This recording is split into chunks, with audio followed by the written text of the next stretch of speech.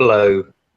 I don't know. Yeah. So yeah, go on. You were saying about just chatting to Sholly and kind of comparing notes.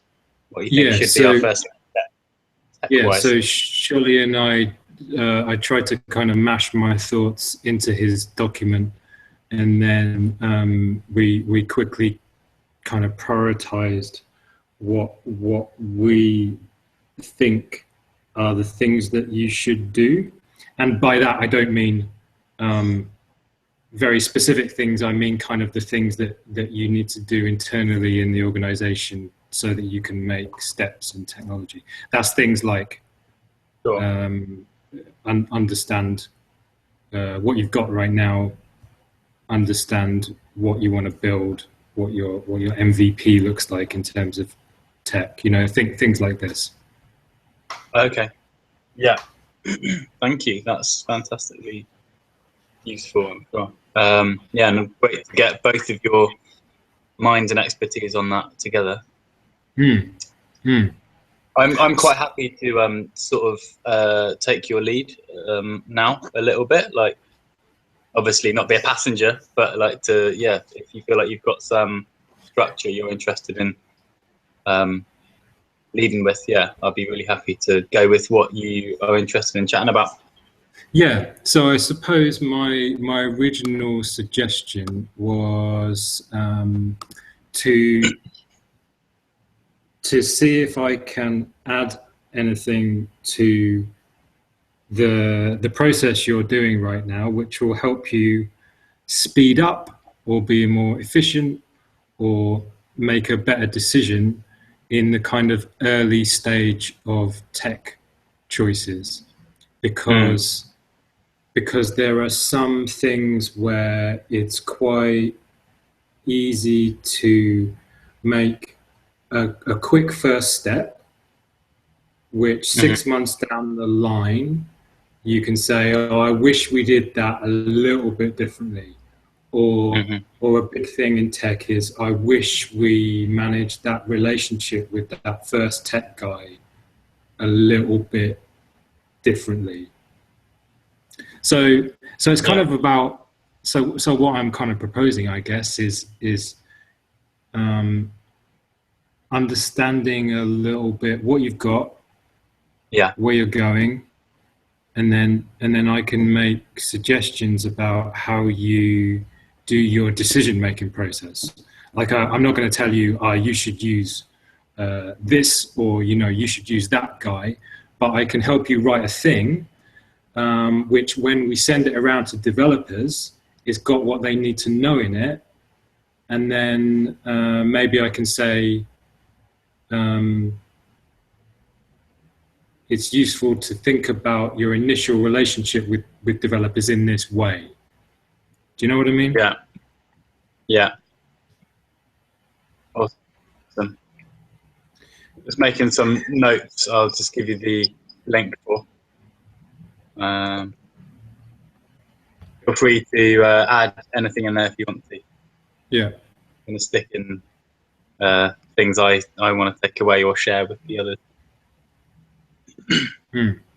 So the first thing that was definitely on the list of what Sholly and I, you know, I tried to quickly prioritize all the stuff we wrote in his document, and definitely at the top is, what do you have, and what is it you want to build with your initial 5K?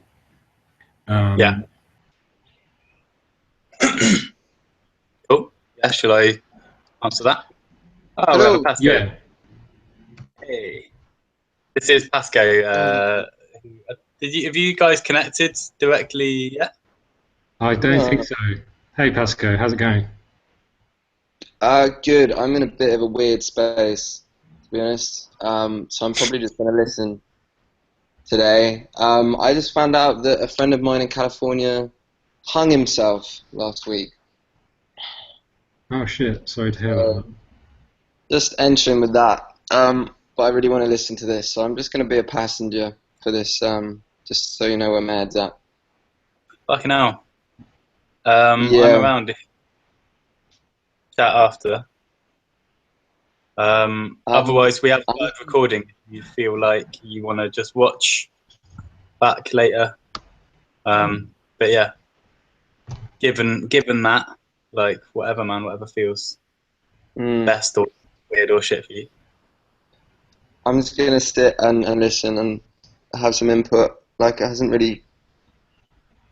I'm just gonna let it sink in later and get on with my day. Weird. Cool. Yeah. We'll be a bit of a distraction, maybe talking about some boring tech stuff. Cool, mate. Yeah, you do whatever you need to do, and yeah, I'm just taking some notes as well in the side. I've put a link there. Cool. Cool. All right. So, Luke, can I have edit rights to that document? Oh, sorry. Yeah. Yeah. Sorry. Shall I just make it publicly editable or put your email address? Do you think? Whatever works. What's your email? LewisJames@gmail. Lewis.James. Yeah. Cool. We need to refresh, maybe. Yeah. You can accept your own suggestion now. Perfect. Yeah. So from a very high level, a quick note is that don't get too attached to whatever a CTO is. It's hard to define what that is anyway. So rather think about stuff in terms of what you want to do and kind of the relationship you want to build, and put that out to everybody, and build relationships based on that rather than a specific job title. Yeah, because for sure, like we're looking more for a fifth person. I don't know how much you saw of the stuff I wrote up, but I think it was more that I just wanted to completely say we're looking for a fifth person because 4 people isn't enough. I more wanted to add a bit of specificity to the invitation that still feels pretty like half baked, but just kind of make it clear that we're more than just an app. We're a group of people who come together excited by a way of working and who want to be an amazing example increasingly in the future for other organizations and charities, to be transparent and radically self-organizing and all these things.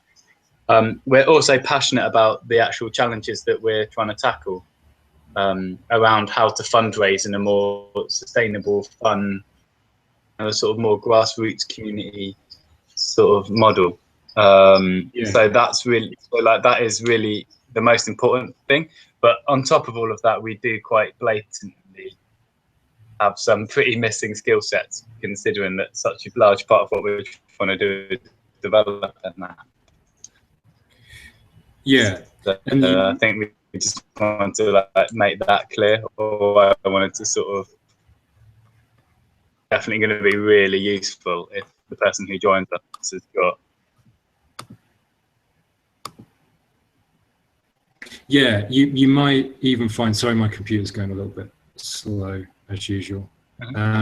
You might even find that it would be useful to think about the tech stuff in more than one role, more than one person, because there might be a lot of CTOs who really love the way you work and they want to get involved at that kind of high level thing. But that's not going to be the person who builds the stuff, and the CTO might not even be so interested in money, whereas the developer dude who's going to build the stuff, it might be more important to route the money to him. So within this thing of development, there's really several roles. If it makes sense, break those things out. It could be that your fifth person is more of a strategic person, and then they help you find a contractor, and you spend your money on the contractor. Mm.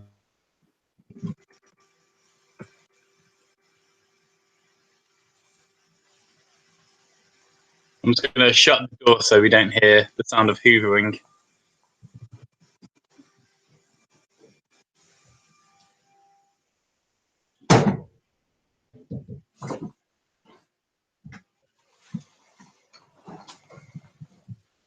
You with me still? Hello, hello.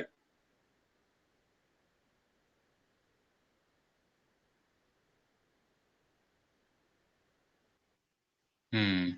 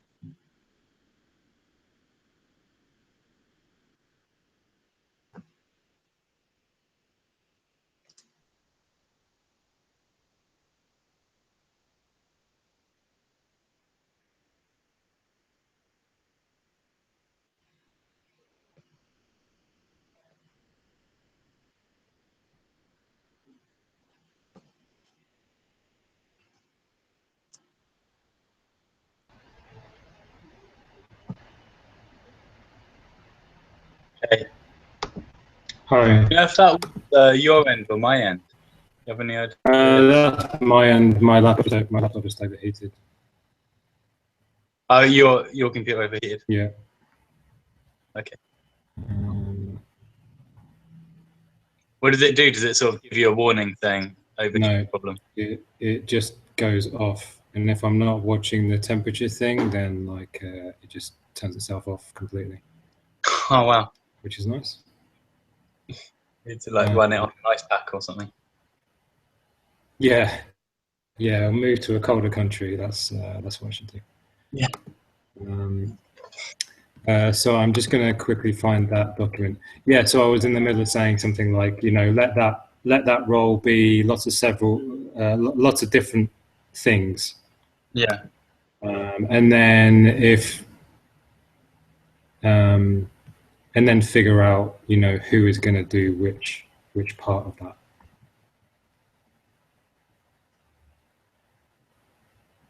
Yeah. For me, that's a big question. I think for all of us actually in the team is obviously we're quite precious about the project. I mean, we're also very open and collaborative and are excited by contributions, especially from people like yourself, but also even from the more wider kind of public or edges of our networks. But in terms of like the people who actually code the app that's so central to what we're doing, it does feel quite scary. I suppose a little bit like kind of handing your baby over to a babysitter to kind of let go of that. I guess that's why I would feel so much more comfortable if there was at least someone who felt like they were, someone in the core team who, was really involved in the project and who I really got on with and who got on with all of us and really intimately knew the project and was aligned with our sort of values and vision. Who could really speak the same language at the very least as the people actually coding the app or the web platform, like who kind of just can contribute so much more to the decision-making process from a sort of technical point of view, at least. It feels like it'd be really valuable, a sort of bridge between us and the coders. If it isn't going to be coded by people in-house, I don't know if it can. I'm just making a couple of quick notes in the document because it kind of feels like there's two different approaches that you could go down, because you want to have trust. You want to have a high level of trust that whoever you give that baby to is going to build it the way you want to build it. And there's really only two ways that is going to happen. The first is if that person is a core member of your team. You get lucky, you find a fifth person who gels with your team, works the way you want to work, and he also knows enough tech to build the thing. Are you still there? You froze.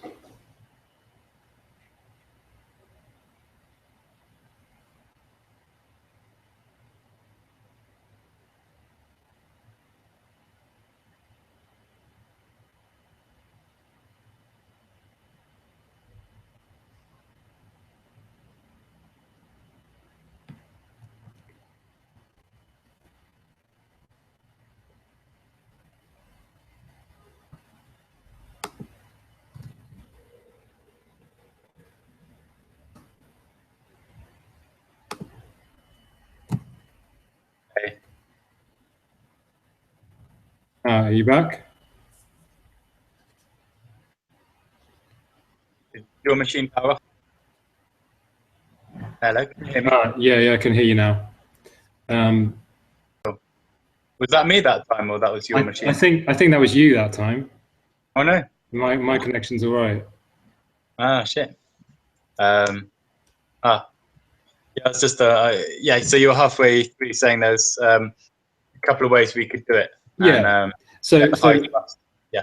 Yeah. So either that person who looks after your baby is on your core team, or it's your core team's responsibility to write down all the things that are really important to you about building that app, so that when you hand that piece of paper over to a developer that says, this is my baby, please build this thing that I'm imagining, you have to do quite a lot of work to make it very clear what that is. And that's work that is generally worth doing anyway, because in the process of doing that work, probably everybody in your organization has to be involved, and it kind of brings all this stuff out that maybe you hadn't realized you need to align on.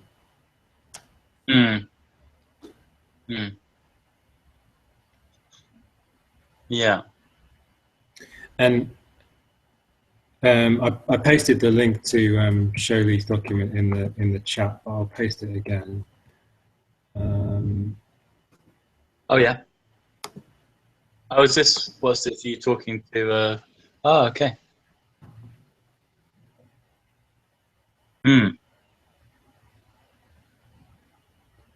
Okay, yeah. Shall I answer your question about the 5K? Yeah. Yeah. If there's a short version, then yeah, that's amazing.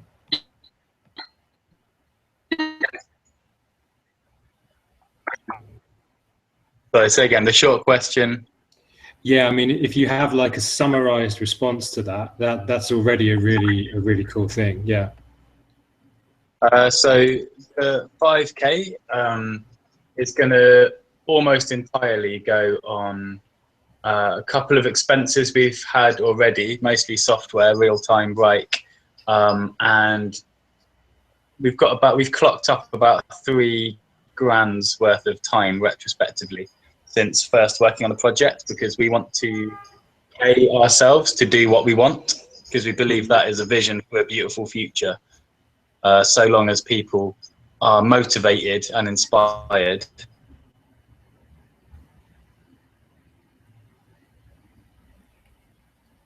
Oh, you've gone again. And as long as they just themselves. So we're trying to be there. Social funding in about 8 days. And so, yeah, there'll be some retrospective paying back of hours, because I think you've seen how we've clocked our hours on Right. Yeah, and so it's mostly going to go on that, really, which in reality, the effect that, I mean, there'll be some money left,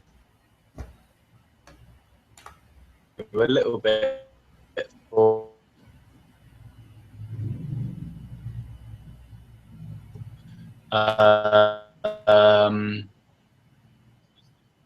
want to spend. You're coming and going a little bit again, mate. I'm not sure if it's your end or my end. There's a couple of events coming up that I think would be awesome to spend it on like B Corps. Oh, yeah, that was me that time. There's a Chrome extension problem. Let me just disable it.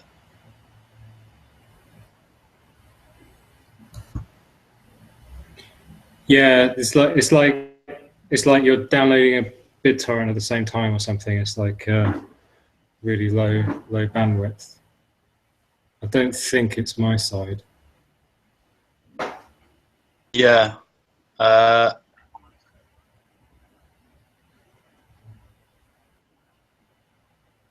An extension that does something to do with that. We'll just stay there while I'm just going to refresh the page. Yeah, yeah. Stop the broadcast.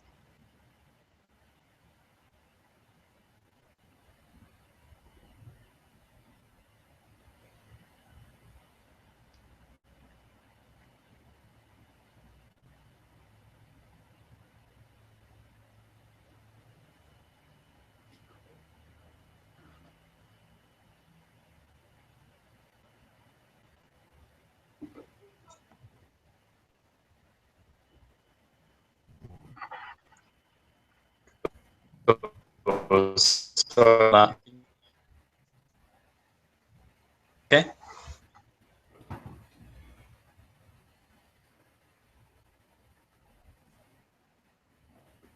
Can you hear me now? It's a little bit dodgy. Can you hear me? Yeah, is that better? Maybe. How's that? I think let's keep going. See if it's better. Yeah.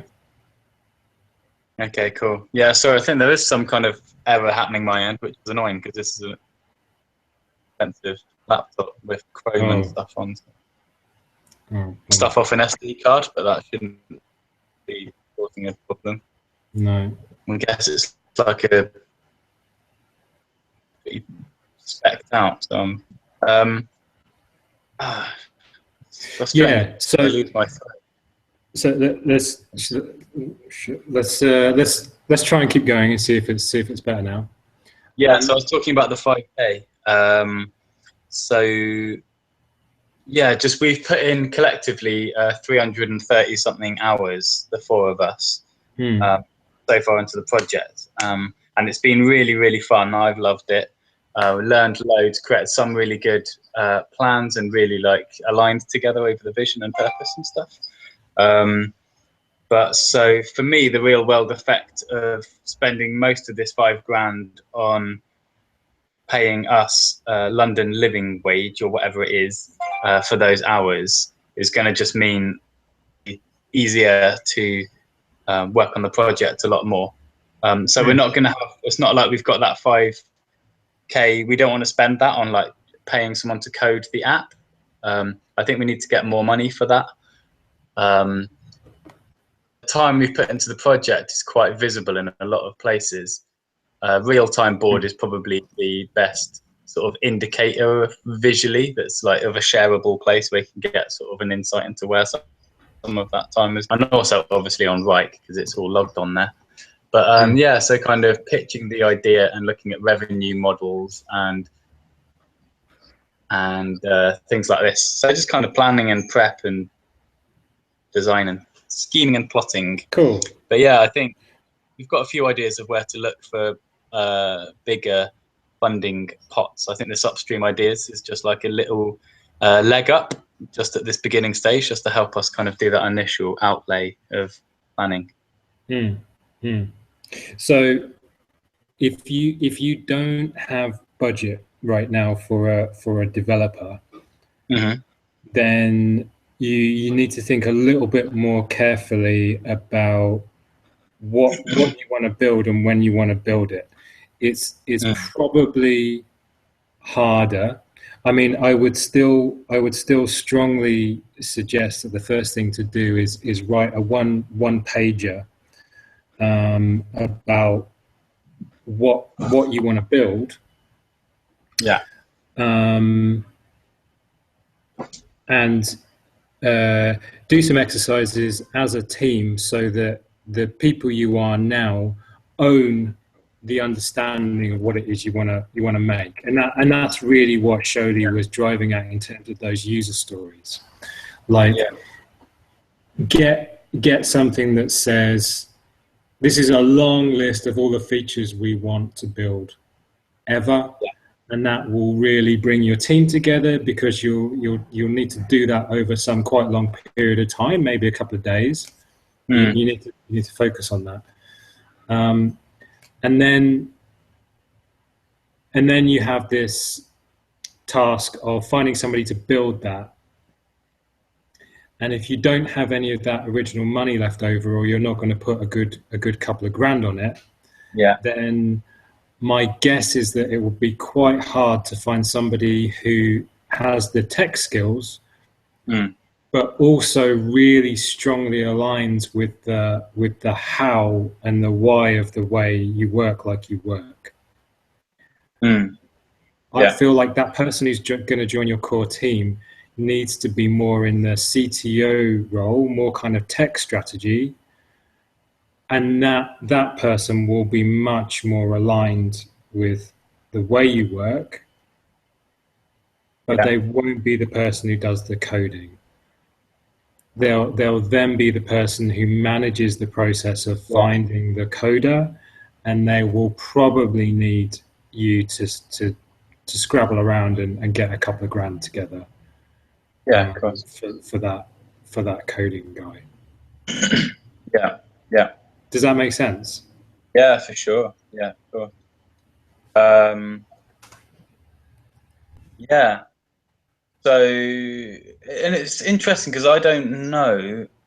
I've got a couple of friends who are kind of their main income is coding, but they're quite unusual people, I guess, and I suppose we're looking for an unusual person in a way. But yeah, I guess just in this sort of startup phase, um, like so, our plan at the moment is that all us four are just equals. You know, there's no hierarchy, and none of our time is more valuable than the other person's. So we just do what we want, record the time saying what we were doing in a shared space, and then we just pay ourselves all the same per hour.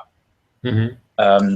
So I would really love, my ideal would be that we would have a fifth person join us with a good portion of those kind of techie skills that we're really painfully lacking at the moment. Even if, as you say, that's more of a kind of managerial sort of level. That doesn't feel like a comfortable word for me to say, but like kind of, even if they're not the person who's actually writing the majority of the code, they're kind of overseeing that and bridging between us core team and a coder or the coders. That's cool. But yeah, my ideal would be that, well, I guess it actually, for me, it feels like it would be a prerequisite for anyone in the core team to all be on the same sort of terms, you know, like kind of, at the moment, that's just doing what we want, logging the time and being paid that same quite small amount of money per hour. Although we are logging, you know, we're working when we want, the amount of hours that we feel like doing what we want to. So that's definitely a pretty big bonus, I think, for a lot of people. But yeah, the actually hourly wage is not a lot. Like, I know that a lot of coders who are good at what they do can charge a huge amount of money, or, you know, even people who aren't coding themselves but are sort of overseeing a team of people coding, they probably charge even more, I imagine. Yeah, But yeah, so, I'm not saying it's impossible, but it is very rare to find a good coder who you really want working on your thing, who will do it for free because they love the values of your organization. There's no one should be doing anything for free, really. Like, I would personally be really comfortable for you right now to be like, oh, I've put sort of 6 hours into this. Like, you know, I would be happy for you to just charge the same way that us 4 in the core team do, even though we haven't, even though you probably don't consider yourself part of the core team, and I don't think us 4 do yet. You're in a collaborative role. And I just feel like that's something that we need to explore as an organization, as a group of people who are doing things differently and exploring new ways of working. I don't see why someone who's providing something really valuable should ever be expected to do it for free. No, I guess that's that was a more subtle point. It's not about doing it for free. The I guess the point is if there's a developer who works in London or he's freelance and he can really happily bill £500 a day, the amount you pay him is probably going to be insignificant compared to the rate he wants to charge for his work. It'll be like 10 an hour or whatever. He doesn't care about a tenner an hour. The tenner an hour is more or less the same as zero, and it might even be like more hassle to bill for a tenner an hour than, you know, for 20 hours, because that's half a day at his daytime job, right? So it is hard to find that good programmer who will work for what I'm calling free. I understand you don't expect people to work for free, but the programmer who's worth 500 quid a day, it's difficult to find. The programmer who's just starting out, who takes between 5 and 10 times longer, literally, to achieve the same thing as the professional programmer, are much easier to find. But you have to make a bunch of compromises because that person doesn't have anywhere near the same amount of experience. And the decision they make now will probably have some knock-on effect that you really can't predict for a while. So that's where it's kind of worth trying to find this CTO dude. Pay that developer dude five or £10 an hour. You're not going to get the 10x developer who can get incredible shit done in the short amount of time. But if you get the newer developer, you need the CTO dude kind of overseeing him. Gotcha. Or you need to have amazingly specific stuff that you can give him where there's very little margin for error, and both you and him can say, yes, that's been done, or no, please, reread that thing. That's not what we asked for. This could be a challenge, I think, for me, and maybe a healthy one. I don't know. Like, it just feels challenging for me, that kind of, to imagine myself not trusting somebody's contribution enough. So responding to that situation by giving them extremely specific instructions, almost like they're a robot, so that they can't fuck anything up. That feels kind of like all sense to me, and I completely understand it. It seems very logical, and maybe it is the best thing to do. It just, I guess I'm just recognizing and sharing that sort of uncomfortability of mine. But, I really appreciate that, and that thing is absolutely a result of anti-capitalist rant, but that situation is a result of the amazing amounts of money that good programmers can get in London and the US, and programmers just get obsessed with money. It's very sad, because then all the good programmers see that they can get an insane amount of money and they just go for the money, and they forget about doing something that's socially good. So my feeling, yeah, totally. My feeling off the back of this right now, I think, is that I at least want to sort of know that we/I have made a reasonable effort just to find out if there is a pretty shit hot coder out there who just loves the idea so much and is feeling in a position where actually £10 an hour, with a view to expand that, you know, when we can, actually does make sense right now. And like theoretically, it's not impossible. No, it's our core team as well could go. Actually, us lot, you know, have pretty small living expenses. I'm used to living on like 6, 7, maybe 8K a year. So maybe we might decide actually that person's living in an expensive area or whatever, they want to charge more, so we can pay them more an hour. I don't know. That feels like I basically just want to like look out there and just sort of see what comes back, see who comes back. But I think I've actually been holding for a little while, and I've teased you with a sentence there, and then I don't know if you've got something burning to respond to that with, but I want to talk to you about an offline prototype for the project too. Yeah, let me quick response to the stuff you were just saying, like in terms of finding that dude. For sure, it's possible. For sure, that dude does exist somewhere, but there are not many of them. And I just want to quickly like talk about the way you find that guy, because I think there are some specific things that guy or girl, sorry to use gender, specific things that that person is looking for.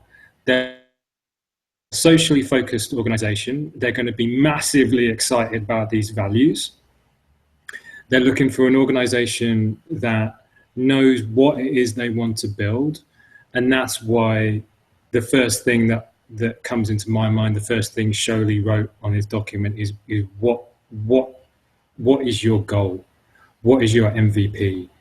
Writing that down is the thing that lets a technical engineering mindy person connect and say, yeah, I can do that. And the other thing they'll be looking for is opportunity. If you can say, this is where we want to be in 2 years, and in 2 years' time, we want to have a senior developer or a CTO, that person might want to grow into a tech lead role or a CTO role. And so I think they would be excited about opportunity. They would be excited about what you're doing as a place where they can hone their skills in terms of some of this larger tech strategy stuff. So like, if you're going to find that person, that's my suggestion for like how you're going to, your best kind of, what should go on that single pager. So sort of like the opportunities that we see for kind of growing and developing ourselves, and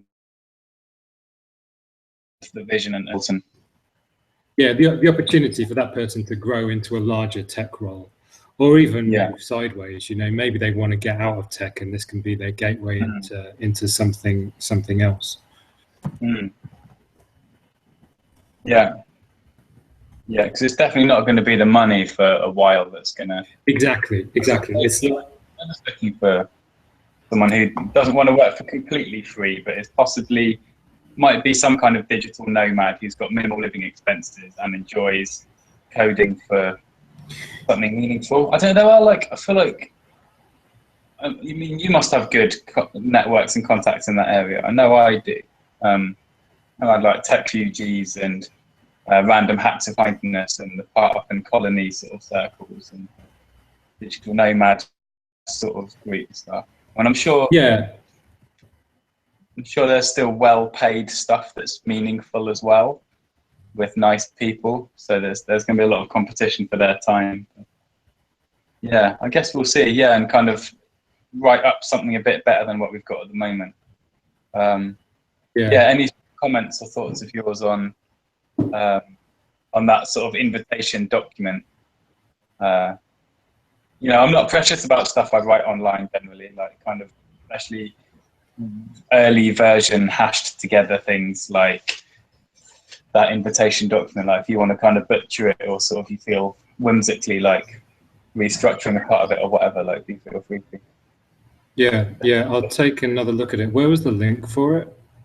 I am actually yeah, let me find it in the drive. I guess I'm making a bit of an assumption that techie people are engineering people who think in a certain way and will be attracted by certain things, and definitely some of it is the social good thing, but then also some of it is this kind of structural stuff where they want to know that you know what you want to some extent. Yeah, for sure, definitely.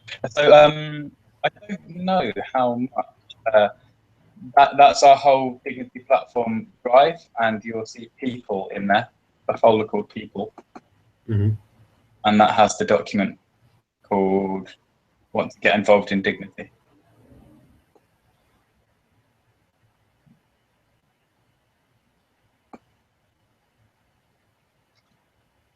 So that's all public, that whole Dignity platform folder. We've got another one that's called confidential, and it's got like 2 files in it in a separate place. But 99% of our resources are in here. Cool. So yeah, I wanted to chat to you about the offline prototype, because I think it still feels very early to kind of write code. For me, I think. I know organisations like Nesta and stuff would really, if they were to support us, they would want to see us kind of testing the need for this idea offline first and stuff. And I actually think there's quite a lot of exciting opportunity to do that quite well. At first, I was thinking I could stand in a charity shop with a whiteboard and just kind of say, do you care about this charity shop? No, you don't. Do you care about this? No, not much. You just want a cheap pair of jeans. Are you interested in Bernardo's? And they're like, yeah, I like coming here to sort of support Bernardo's. You know, that's half of the reason why I come to this charity shop. And you're like, brilliant, awesome. Here's a whiteboard of your neighbours and skills that they're offering, from haircuts to bike fixing and whatever. If you pay this person £10 or that person £15, all of your money is going to this charity. Are you interested in any of those, or would you be up for putting any of your skills on here? And you can choose what you charge and how many hours, and we'll do the work of connecting you to someone. All in the name of neighbours meeting each other and good causes being funded. So that seemed like a kind of cool idea to try, but the more I thought about it, and especially after chatting to my friend the other day, I was like, it is fun and it is cool, but it just doesn't feel like Dignity platform. It doesn't feel like the dream that gives me goosebumps, because actually the truth is, while I know big established charities have loads of money and power and influence, it's actually more grassroots, self-organizing community projects and social innovation that I get even more excited about supporting. And not just through funding, but also through this supporter voice feature, where people passionate about a cause can be recognized as more than a wallet, and they can actually pose their ideas as well. A tiny bit like Represent, but much simpler. It would literally just be like, Oxfam, I would like it if you more public, or did a short video documentary on that program you're doing in Namibia, or collaborated with this charity doing that thing, or changed your stance on this issue, or whatever. And then our job as Dignity is to measure how much the charity or the project are listening and responding.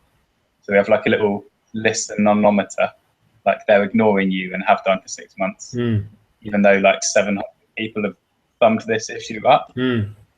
you know, after only 10 people have thumbed this up in the last week, we can see they're already investigating it and they're like have given a formal response to it and stuff.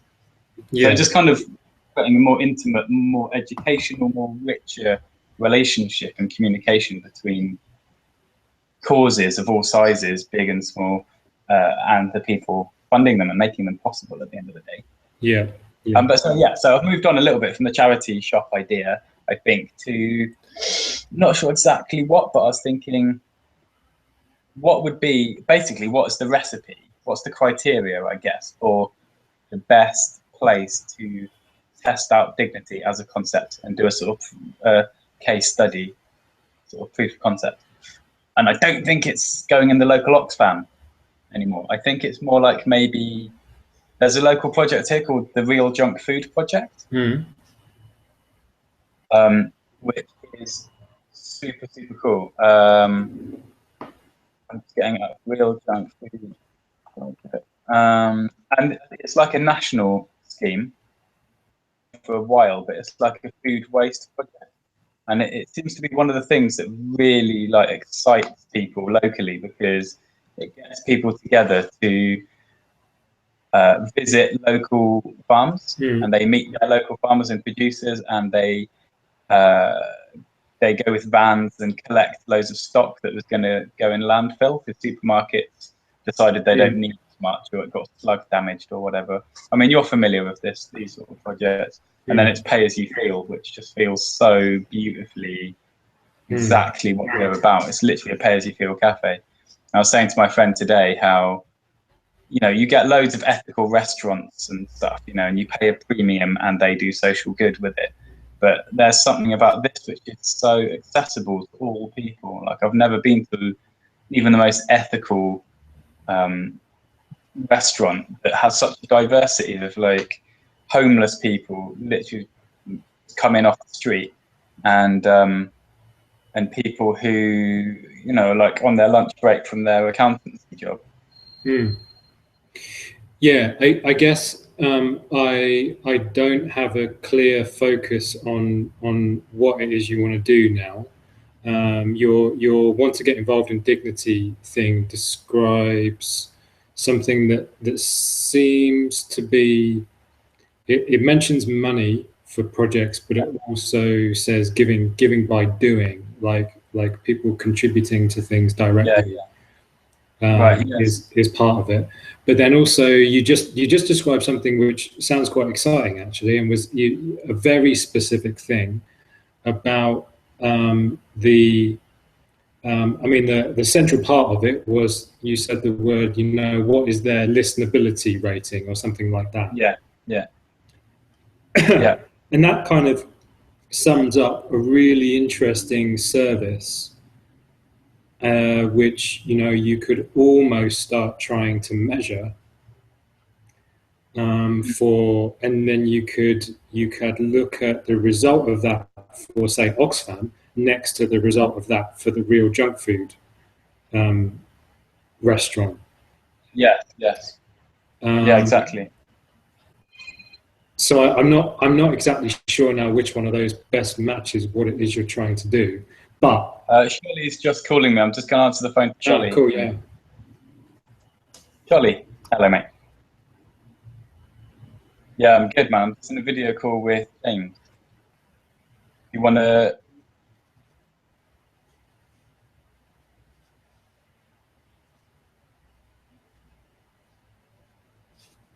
Yeah. So quite late in the day, I just wanted to open up the opportunity to potentially, if it works for both of you guys, to overlap some of our conversation. But I'm also totally happy to stick to the 5 o'clock. But James, are you happy if Charlie did want to join us now, if he is able to? Yeah, of course. Yeah, cool. I'll bring you in. I'll Facebook you a link to Google Hangouts. We're recording for the core team. Oh, I'll stick it on. Shall I put it on Facebook for you? Directly to you? Yeah, cool. All right, I'll direct message you on Facebook with the Hangout link. Nice one. All right, see you in a sec. Cool. Bye. Cool. I'm just going to give him the link to join us. Make sure you heard that. Cool.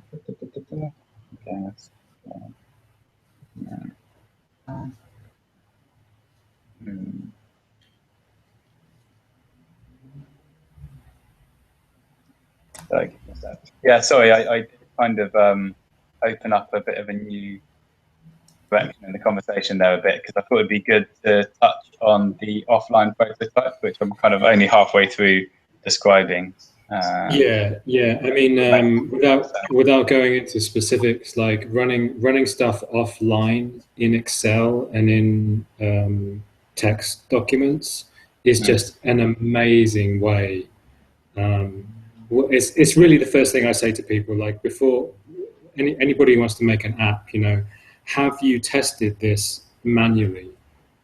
Yeah. Have you tested this in some, you know, offline or completely unautomated way?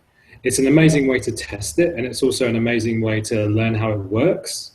Like you don't know how that thing works until you manually do the whole process yourself.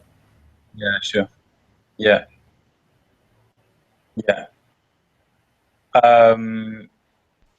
So yeah, that's there we go. There's a Charlie. Naked, Luke. Hello, sir. I think I need to get a bit naked as well, you know, just to. That would be good. Yeah, that would be ideal. Just to make the. Actually, I've just realised it's being recorded. Yeah, James is only wearing a t-shirt, so. Okay, so where are we up to, James? What have you done to Luke's brain so far? Well, I guess we've had a little bit of a meandering conversation. We've talked a little bit. There's a minutes document. Can you see the chat, Shirley? No, I can only see what's happened since I walked into the room. Okay, I'll paste the minutes document again. So I guess, Luke, we've kind of like talked around quite a few different issues and gone into a few things and skipped over a few others, and now we're talking about testing the business through offline, through running it offline. Yeah, I want to. Do you mind if I ask, Luke? Is it you that's writing these notes? We're both writing on there. Just anything. Okay.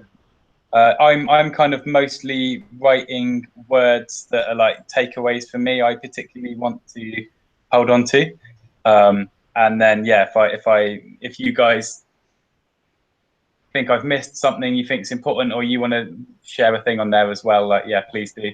They're going to be mostly for us and the core team to refer to, I guess, and anyone else who's interested. What is this line? What does line number 6 mean? No budget for coding the app from original 5K. So we've got 5K that's hitting our bank account in about a week. And our intention for what to spend that on is all of the time that we've spent so far. We want us core team to be paid probably something like London living wage from the first hours ever in the beginning of time. Partly because I don't really like this idea of like, oh, I was a founder, I was here first, therefore I'm somehow slightly better than anyone who joins in later into this project. So I've got this equity. In practice, sorry to interrupt you, but in practice, does that mean that none of this 5K is going to be spent on future work? It's all going on work already done. And some expenses like tech that we're using to collaborate and stuff like that, and getting to events. I just think we need more funding. I think it's very easy for us to get more funding like this. I think what's interesting about this upstream funding is how unrestricted it is. So we actually can use this 5K for things like paying ourselves and retrospective expenses. Most of the funding we get isn't going to be so flexible. So I would like this money to facilitate us being able to create more time to continue having this sort of pretty decent 15 hours a week or so that we've been able to put into this. to now look for more funding. Okay. That then we can put into things like actual serious developing and stuff. But I think the offline prototype is really important to do before we kind of invest too much in tech. And as me and James have been chatting about a bit as well, it's really important to do this kind of features list and stuff too is a really important thing, and work out what is the point that we anticipate we hope to become financially self-sustaining as well. That's very interconnected, I guess, with the MVP and stuff. But this is the offline prototype. This is a kind of mock-up of the kind of whiteboard that I imagined I could, go into the high street charity shop holding up. It's very relevant, like the kind of car washing and stuff thing that we were talking about, surely. That kind of like easy local jobs for your community. And then at the bottom here is like all the things that people want their neighbours to do, but no one's offering to do them yet. And then hopefully, you come in to buy a pair of cheap jeans from the charity shop and you go, I could help with fixing someone's computer. And then we go, oh, brilliant. Well, I know who that is. We can connect you. And we do all that hard, laborious work of one neighbour to another and ensuring that the job is done and that the money goes to the charity. But are you guys cool if I just kind of finish that thread of saying why and how I think we should not do this in a charity shop, but instead first do it with a project like the Real Junk Food Project? Who's saying not to do it in a charity shop? I've just been feeling increasingly more that it would be more awesome to do it in a place like this. So the Real Junk Food Project, they work in a few different cities, but it's especially thriving here in Brighton. And they do a pay what you feel model, which feels very aligned to dignity. And they're just so win-win-win. They tackle so many social things on so many levels at the same time. They intercept food that was otherwise going to go to waste at the producer level, the supermarket level, and they bring it all together here, and volunteers cook it and serve it up to the local community, and you pay what you feel. So homeless people come who can't pay anything, and they sit next to someone on their lunch break from their banking job and share a meal together. And I just think it's an incredibly rare, beautiful project. So I'm thinking that's the kind of place where I think a whiteboard like this could be really awesome. Like maybe you don't have money to contribute to the Real Junk Food Project, but you love the project. And so maybe you want to give some time instead. You've probably got skills if you don't have money. Or if you do have money, you can... That's a really, really nice idea, Luke. I think, personally. And probably, those guys would probably be interested in working with you on that. And I've got great contacts there that I really want to use because they're friends of mine who run it. So it feels like a no-brainer to... And you're going to learn so much from doing this in a dry prototype, in like an offline prototype. It's one of the best ways to figure out what your platform is doing. Okay. Sweet.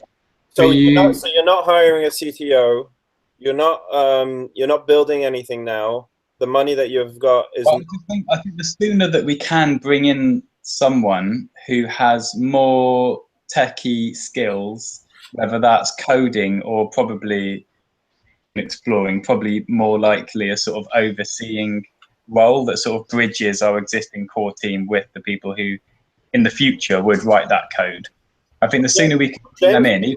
I don't know what James is proposing that he does with you, but I know that James, from what he's described to me, from what he does, he could help you in figuring out what kind of technology stack you want.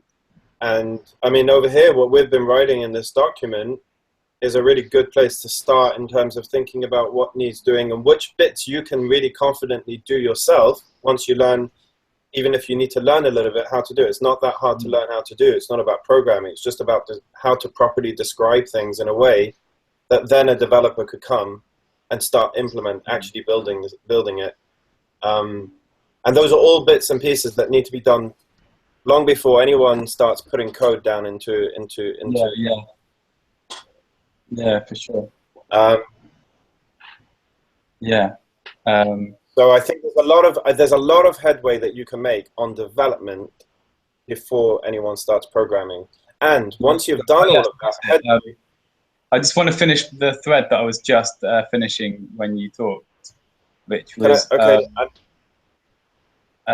I was at the end of, which was just that, yeah, basically just the sooner I feel like we bring in someone who's got those kinds of skill sets, more techie than us four are in the core team at the moment, because it's going to take a while, I think, for them to know us, to really deeply understand the project and where we're coming from. That's really important for me.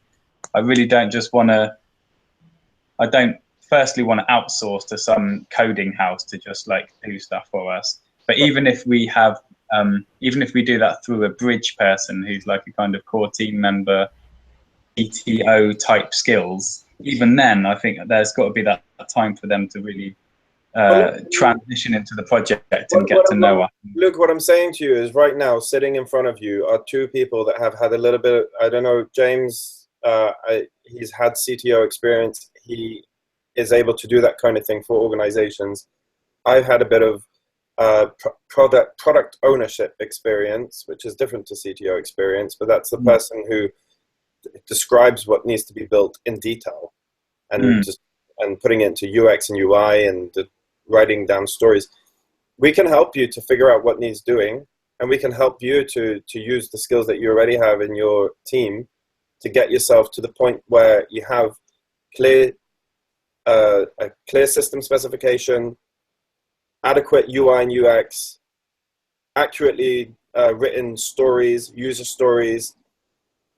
And when you have those things, you'll be able to go to anyone who has any kind of code, who has the right kind of programming skills, even if they have just, 10 hours to spend on it, because you will have the right technology stack worked out with James, and because you'll have all the user stories, and because you'll have all that stuff, you may even be able to get people to program this for free. Basically, start programming it for free. I'm not saying you'll be able to run a sustainable project on free programming, but it's possible you might be able to get some people interested in this project who are able to program enough that if they have the right kind of information in front of them, which are the things that we have written down in the document, then they will be able to go make it. Because the making part is actually not the hard part. The hard part is figuring out what you want done.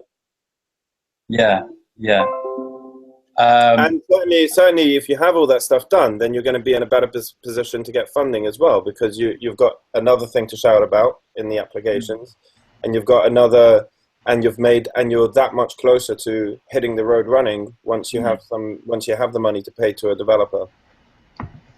Cool. So I want to hear more clearly, like, what is your kind of invitation or your expression of interest there in terms of your relationship to the project and what we're doing? I can help you. I can help anyone in the team who wants to take on the role of doing stories. I can write stories. I can help you guys to learn how to do that and to understand how that works a little bit. That would be a skill that I can share with you guys, hopefully relatively easily. James, I don't know what your specific skill sets are, but that's what I can do. Okay. And you've got, I think you've already got a little bit of UI and UX stuff on the go, but what I have seen is not adequate for actually a programmer to come along and use. Yeah, sure. They have to be much more, they basically need to be what you want to see on the screen after the programming's been done, but just done with graphics. So that's a lot more detailed, a lot more granular. It's about buttons, what buttons look like when you click on it, what comes down, what happens after that, what's the next part you know, what's the next bit of UI the user gets hit with. Sure. So, Luke, I was trying to just kind of bring the conversation back a little bit, and figure out what collectively next steps are. Kind of from my point of view, I can only say what I think you should do. In terms of like an organization at this stage in its tech development, and I just stuck some notes at the bottom of the minutes. The offline prototype, I think, is a great idea. Like run that in spreadsheets as much as you can to validate the idea and make your idea more specific. Product definition, I was just writing that at exactly the same time as Sholly was describing offering to help with user stories. Like, however you can get that done, get everybody to help you with that. And like we were saying before, that process massively joins your team together because it unearths everybody's opinions about how things should work. And if there are any Wait, so can you say that last bit again? I didn't concentrate on your last sentence about on things. About what? Just that last 5 seconds, just that last bullet point of like getting people's opinions on things. I was saying when you do that process of writing down stories, it really unearths everybody's personal ideas and opinions. And if you have an attachment that, you know, I want it to work like this, I really want it to work like this, that will come out in that conversation. So it's really massively useful. It really helps to clarify how the system. I mean, I'm basically going to repeat a little bit what James just said. It really helps you to crystallize what it actually does to work in the way that you hope it to work. It's very, you know, there's a big gulf in between a snapshot kind of drawing on a whiteboard of the system is going to do this process to actually writing the stories of when I do this, then this happens. Like the actual, you know, when, yeah, so you'll and as you write those stories, you'll really begin to understand your system a lot better. And just super quickly, the last thing that I would suggest you do, and maybe the thing that I can most help with, is taking your so you want to work with Dignity platform document, and maybe tailoring that in a couple of specific versions. One that is tailored as the ideal CTO. I kind of think I know that person. I know a template for that person, and I'd love to help write something which was kind of targeted at reaching them, and then we could figure out together the best places to just spam that around. And I'm super happy to kind of put that on my network and see what we can find. And we can make another version of that which is targeted at a junior or senior developer, and very clearly communicates the kind of opportunities thing that we were talking about. That one we have to be much more careful about, because a junior or senior developer brought in too early without the layer of strategy or a CTO can make these decisions which send you off in a wrong direction. But that's another thing we could write together and then just see what happens. Yeah. Are you talking, James? Are you talking about when you say put it out to your networks and spam it across different places? Are you talking about actually getting somebody to come in to do this as a job? I'm saying specifically, my offer to Luke is that I will help him write these things, which are tailored to what I think people who are looking for those roles will get excited about, Right. And I really want to kind of help crystallize the definition of what Dignity Platform is, because I don't really understand it right now. And I'm a strong believer that if you can't describe your thing in a couple of sentences, you don't actually have a thing. So we need to do that. And then my other offer is, once that's written, I will kind of distribute it around people who I think would be interested and people who have networks who can distribute it further. But then I'll step out of that, and then Luke, it's up to you to talk to those people and see if they're a good. I guess that last bit that you would be specifically, I would be more interested to be more involved in the conversation with junior developers, because that's where, in the absence of a CTO, you have to be much more careful about the decisions those people make if you haven't made higher level tech decisions. If Luke hasn't got the resources financially to pay for a CTO to come in, but he does have programmers who want to help with, I don't know, 2 to 3, 4 hours a week or something on this, are you somebody who's able to figure out the technology stack that he needs? Yeah, so the technology stack decision will be driven by the people that we have available and the goals of the organization. If we get somebody come along who's super excited about the way the organization works, and they really want to get involved and they can commit 20 hours a week, then and we feel like there's a good long-term potential there, then whatever technology they know, we will use.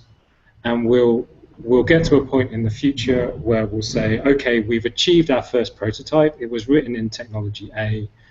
Now we're doing our next 2 years of planning, and does technology A still work for us? And we'll reevaluate. But it's kind of it's the wrong way round to choose a technology because that will just cut out 75% of your available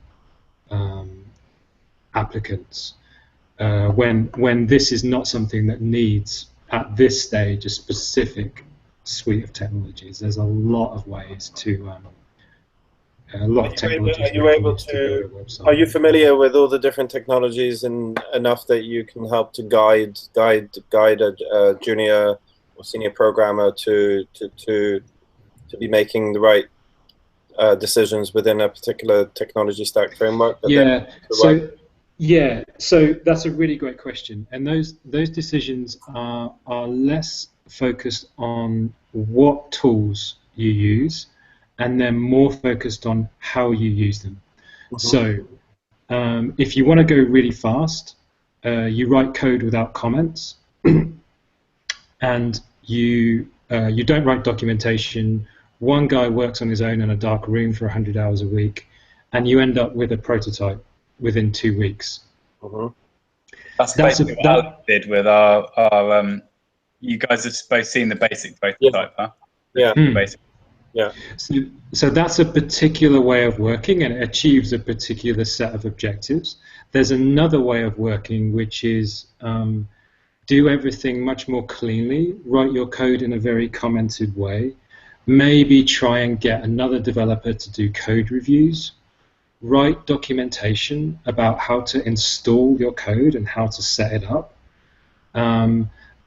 So those ways of working are still independent from the languages you're using. So that's the kind of thing that I would be super happy to coach a junior developer on.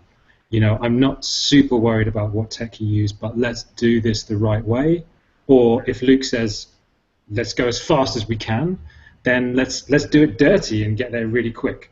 But let's just consciously make that decision. That's really valuable and very important to have somebody who can give that kind of guidance during the process.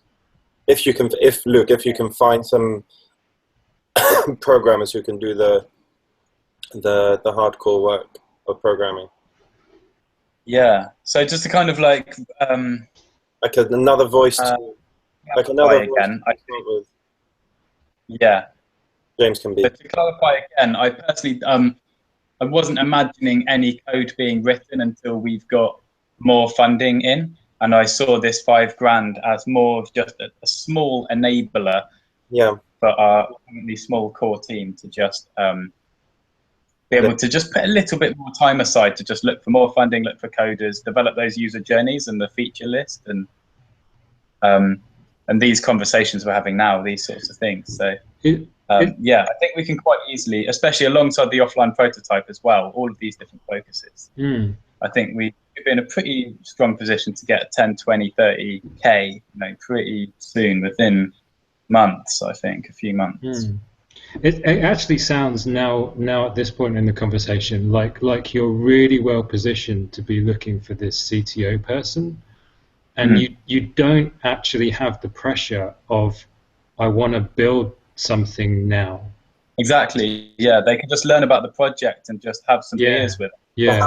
But James, sorry to interrupt, but how would he pay a CTO without any resources to do so? Yeah, that was something we talked about a little bit earlier, and my opinion on that is that a CTO is somebody much less interested in doing this thing for the money and much more interested in doing it to move to social innovation and to get a particular kind of experience. Okay. You can't hire a CTO for £10 an hour, so that's a token offering, or in the CTO. If you can find James a CTO who's able to get in on the project like that, then definitely. Have we lost you, James? Come back. He's gone. I think he's right. I think you could. I mean, he knows he sounds like he knows the CTO type of person. He knows lots of them. So, because even us core team haven't been, spending a huge amount of time on the project. We've definitely been, it's probably my biggest focus, and I would love to spend more time on it. But we spent 331 hours, all four of us, since the beginning of Dignity's conception. And the vast majority of that is me and Pasco, because Pasco's been involved in it for a long time. Yeah. But yeah, I think there's a little bit of money there to just bring in someone with sort of CTO kind of skills, I think, for a little bit, just until we get some more dosh. And then, hopefully it won't be long until we can up our wages a bit more if we need to. You know what you should do, Luke, and well, one thing you could do is there are these events. I don't know if they happen in London, but in Brighton, but they certainly happen in London, where you have lots and lots of different people coming together from a technology perspective. You have developers, you have CTO type people, you have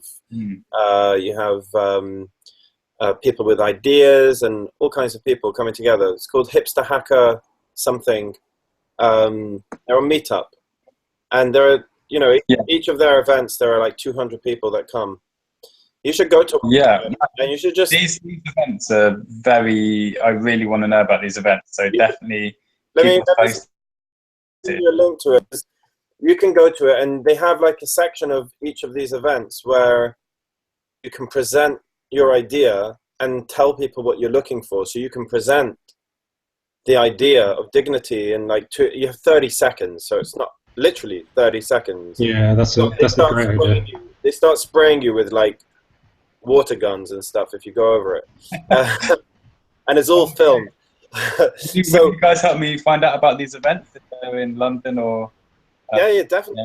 That'd be really useful. Now. Hipster Hacker Hustler, that's the one. So yeah, go to their website. They're really good. You can, and the point is, in 30 seconds, you can say, this is what we're doing, and this is what I'm looking for. And then then they have a socializing bit afterwards where you can just chat to different people, and and you might just come across somebody there. Here's a link to the website. I'll send it to you on Facebook as well, just for longevity. I just posted another one called Silicon Milk Roundabout. It was exactly the same thing. think it was in Camden somewhere, every 6 months or so. I'm going to see this in a minute. Oh, right, you did just now, yeah. Go to these events and find. And they're great. Luke, they're also really good events to go to from the perspective of you. I think you fit into the what is it, the hustler category or something. But just to meet other people who are in similar sorts of positions, who are looking for different things and trying to put together their projects. And it's just a great environment to kind of hang out with like-minded people, trying to make some cool stuff happen. I'm going to shoot, guys. Nice. Wicked. That's really useful. And happy to continue this conversation at any point. And if you guys, Luke, if you and the others want to start thinking about how to turn, if you've got like a description of the system that you want to go for, and you do to some extent, and you want to start working on stories and that kind of thing, I'm happy to help to look at how to do that, and to do that like a few times with some examples, and then you guys will know how to do it. Yeah, sweet. Nice. I made a really basic little video, actually. It's only kind of like half put together. I probably shouldn't show it to you yet, but it's just quite fun. You've mentioned it. You have to show it now. Okay, it's the idea is to make like a 1.5 minute long sort of video of somebody actually using Dignity Platform in real life right now. So you should be able to view it if you click that. That's cool. The second half of it, it's just shot in my office after a couple of drinks. You should probably wear some shoes. But anyway, her bike's broken and she's gutted. She looks in the local area using Dignity Platform and finds a bike repair geezer who's got all the tools and know-how to get that bike back on the road. Instead of paying Pasco, Joe sends £20 to Pasco's favourite charity. Helping neighbours meet each other, do each other useful odd jobs, and funding inspiring causes, from national charities to local community projects. That's nice. I just listened to it through Sholly playing it.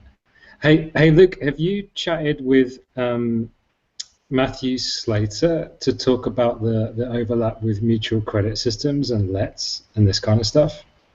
Yeah, we have chatted actually. We chatted in Athens, but we met up on the. Was that the first time you met him? Properly, I think. Yeah, we kind of had sort of flirted around each other a little bit before that. I think that was the first time we properly.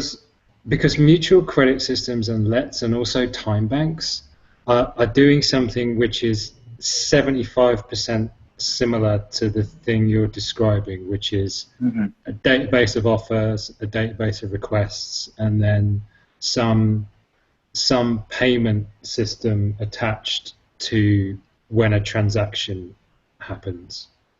So there might be something worth exploring there, because what Matthew writes already does that kind of recording all the things people want and recording all the things people can do, and then it seems like the big things those communities always miss is the facilitation, which is the biggest thing you're talking about.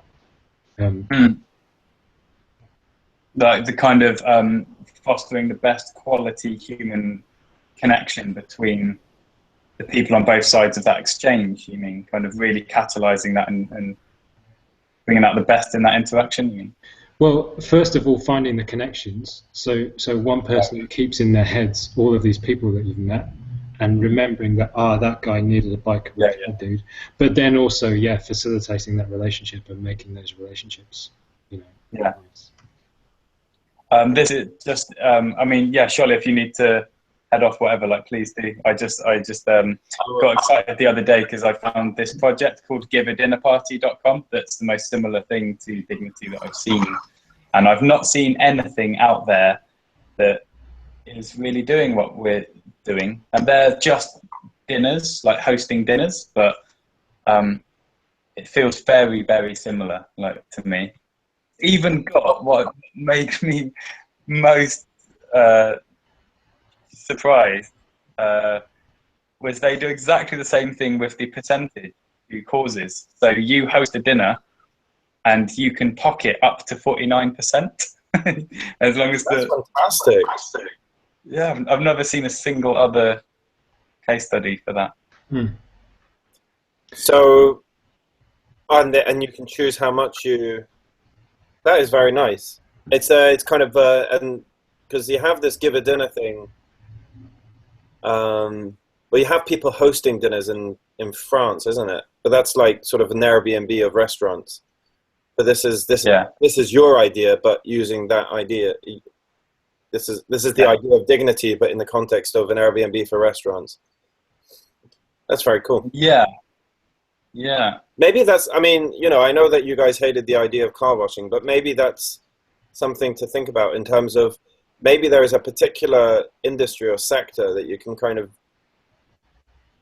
do dignity with, or maybe 2 or 3 specific sectors that you can work with, like maybe filmmaking or some other stuff, and start the platform off with some focused skills that you bring in. Maybe. Anyways, I'm gonna shoot. Nice meeting you again, James, and nice chatting, Luke. And it's very exciting. Congratulations on the fund, and looking forward. Cheers. Looking forward. Let me know what's going on. I'm sure you will. Great. Cool. Thank you, brother. Thanks. See you, Charlie.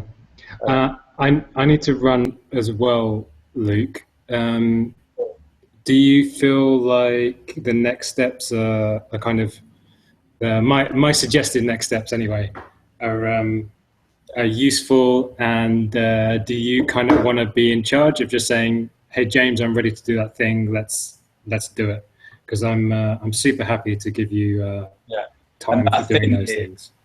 And that and that thing you're talking about is writing up a more clear sort of invitation for somebody to get involved quite intimately in Dignity Platform, and you helping to kind of articulate it more in the language that will make sense to that kind of person who's coming from a more sort of tech sector, and creating an invitation that's highlighting what they're going to be most interested in, what they ought to know about and be able to hopefully bring to the table. Whether that's more coding or more sort of overseeing coding. Yeah, exactly. Writing that down, trying to fit it on one page, but then also a bit of, you know, what makes what you're doing special, because there is something really special about what you're doing and the way you're working, and you want to find somebody who cares about that, I think. Yeah, totally. Yeah, mate, it's lovely to chat to you about this, because I feel like you get it so much. I feel really understood chatting to you about it, and like cool synergy of approach and stuff. Yeah, I can imagine the person who you will eventually find. It's just a case of, you know, spamming Facebook until we find it. Yeah. I mean, also one possible option is that, you know, if I'm thinking one of the questions in my mind is, what do we need in order to get a bigger pot of money that hopefully is roughly equally as unrestricted, you know, has a similar amount of freedom, especially around being able to pay ourselves. Because if in order to get that kind of grant, we don't necessarily need quite yet a CTO type person, this person we're talking about, then maybe it's best to not do that sort of big loud shout out just yet. Well, I can only talk to that point from the perspective of venture capital, but venture capital investors who probably work a similar way to any other kind of investor are looking for 2 things. They're looking for your core team. They want to see two, three, four, five people, and they want to see a little CV on why those people are the best people to be doing that thing, and they want to see as much validation of the model you're suggesting as you can give them, and that's why your offline thing is critical. So, I mean, if social investors work the same way as for-profit investors, then team and validate your model is what they want to see. So do you think if we want to get 20 grand from, let's say, Nesta in sort of 3 months or something, do you think it's really important that by then we do have somebody who's joined the team, or is at least very interested in joining the team with some commitment, at least 15 hours a week, probably in that sort of CTO type skills? Well, think about it from an investor's point of view.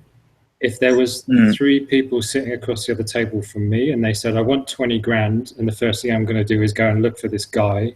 I haven't found him yet, but we need him to build it. And there was another group of people, and the CTO was already there. Or there was some dude who was like, this guy is going to help us build it right now. He's committed 10 hours a week, but look, here he is. He's sitting across the table. You know, that's pretty clear in terms. That catch-22 thing a bit, isn't it? Of like, it's tricky to. It would really help us to find that person if we could say, join the team, all the cool visionary stuff, and we're nice, and let's have a beer and social change, and woohoo! But also, we've actually got some money to at least pay us for like a couple of months of working part-time at least on this. Compared to like the situation we're in right now, which is I'm being a bit idealistic, but I really want to say don't worry about the money. The person who is a good fit for your team is not going to give too much of a shit about the money. They're going to care about this methodology you have for being paid in the future, but they're not going to care about whether they get a grand or not, like in the next couple of months. And hopefully they'll be smart enough to just either know that we are entrepreneurial enough to get that in, and we're not just hippies who are like, we can work forever for free and we expect you to do the same, or they'll be able to trust themselves to suss us out, so they can know whether they're in or out. Yeah, that's totally up to you. You have to sit across the table from them and explain your model, right? Yeah. Cool, man. It's really exciting. You make me more excited. Oh, not too excited, I hope. What are you doing now? I'm going to go and have a drink with a mate, and then I'm going to a thing called City Plaza Hotel, which is a huge squatted hotel. Yes, I went there to see old Lauren. Ah, cool. Yeah. So I'm putting Wi-Fi in City Plaza Hotel, which is a massive job. Yes, you are. Yeah. Nice, man. Yeah. Sweet. Cool. Thank you so much. Yeah, you're super welcome. Whenever you want to like schedule something else, just send me an email. Sweet. All right, bye-bye. Cool. Namaste. Thank you very much. Take it easy, dude. See you later. See ya. Good luck with the Wi-Fi.